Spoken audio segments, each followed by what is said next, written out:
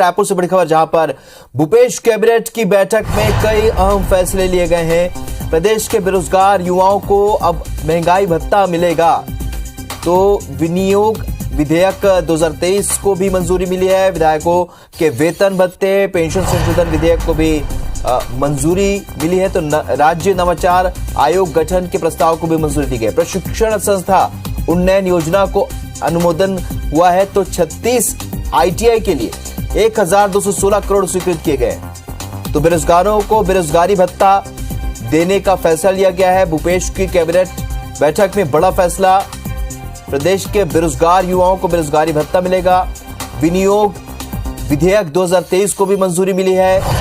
तो विधायकों के वेतन भत्ते और पेंशन संशोधन विधेयक को भी मंजूरी दी गई है। तो राज्य नवाचार आयोग गठन के प्रस्ताव को भी मंजूरी दी गई है। प्रशिक्षण संस्था उन्नयन योजना को अनुमोदन इसमें किया गया है। 36 ITI के लिए 1216 करोड़ रुपए स्वीकृत किए गए।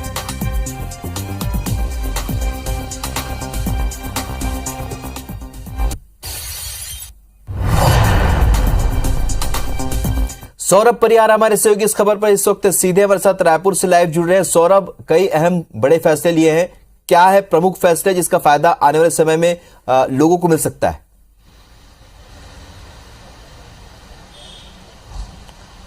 बिल्कुल, देखिए राहुल, कुछ देर पहले भूपेश कैबिनेट की बैठक खत्म हुई है और खत्म होने के बाद जो है ये प्रेस रिलीज जारी किया गया है।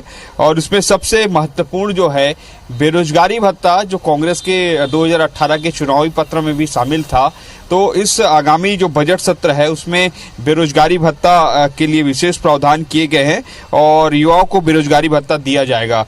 दूसरा महत्वपूर्ण चीज ये भी है कि जो विधायकों के वेतन भत्ते और पेंशन है उस पर एक विधेयक लाया जाना है। उस पर संशोधन विधेयक को भी जो है अनुमोदन यहाँ पर किया गया है। इसी तरीके से टाटा टेक्नोलॉजीज लिमिटेड के साथ MOU हुई है छत्तीसगढ़ सरकार की, और जिसमें सबसे प्रमुख है प्रशिक्षण संस्था उन्नयन योजना, इन्हें भी अनुमोदन दिया गया है। और इसके जरिए जो 36 ITI है पूरे प्रदेश में, उस पर लगभग 1216 करोड़ रुपए खर्च किए जाएंगे। इसी तरीके से राज्य नवाचार आयोग के गठन के प्रस्ताव को भी अनुमोदन किया गया है, ताकि इसके जरिए जो है राज्य सरकार लोगों की समस्याओं को और कैसे बेहतर ढंग से समझ सके, इस पर फिर काम किया जा सके, उसको लेकर एक नया आयोग बनाया गया है। उसके भी गठन प्रस्ताव का अनुमोदन किया गया है। इसी तरीके से राज्यपाल के अभिभाषण का भी अनुमोदन किया गया है। आगामी 1 मार्च से बजट सत्र है, इसके लिए राज्य सरकार की ओर से राज्यपाल के अभिभाषण को भी अनुमोदन किया गया।